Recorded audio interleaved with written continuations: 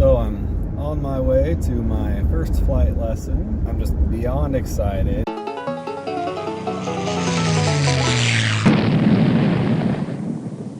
Hey everyone, unfortunately we won't actually see any flying in this video. My lesson gets canceled, but I still think that you should watch because we're going to see one of my favorite ways of saving money in flight training. We'll see why pre-flight inspections are so important, and we'll see why Justin is a great CFI. So the scheduling with my instructor didn't work out originally as we had planned. He's only going to have about an hour with me, and that's, you know, including showing up, getting to know each other, and going over our syllabus and leaving. Last I talked to him, we were planning on having an hour and a half, and we weren't even confident that we'd actually fly. Now that it's only 1 hour, I still hope we fly, but it's likely going to be a pretty short trip. I really hope we still fly. That would be a really big bummer if we didn't. Well, here I am. Here's the airplane. I'm going to start taking the cover off, which is a little scary. I do feel a little bit like I'm stealing an airplane. I arrived early so I could get my camera set up, take some pictures, and most importantly, get some dry time. Dry time is when you sit in the airplane and practice checklists and procedures with the airplane off. You go through your checklists and touch all of the switches, knobs, and levers as if you were actually flying. Most students learn these procedures while paying for a CFI, burning gas, and paying a rental fee for the airplane, when they could just as easily learn it for free.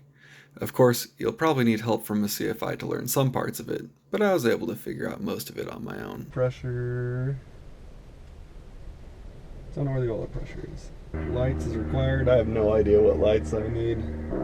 Transponder. I have no idea how to work the transponder. Taxi light is somewhere around here, I'm sure. Not sure which one that one is. Not sure where my brakes are. Our fuel selector is... Where's our fuel selector? See, I got lost. Set the annunciator lights, instruments. I'll need help on that. That's all I have time for. I need to go meet my instructor. Well, I am leaving the airport after my first almost lesson.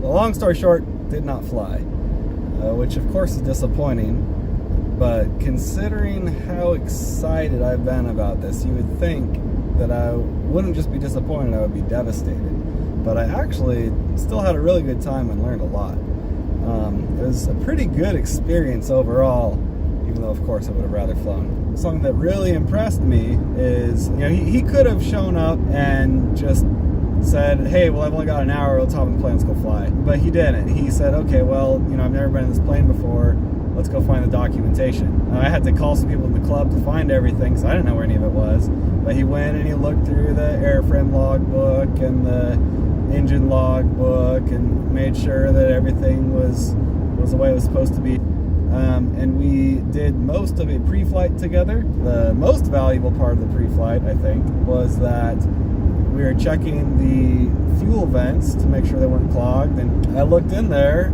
and you can't really see it in the picture, but there is something up there.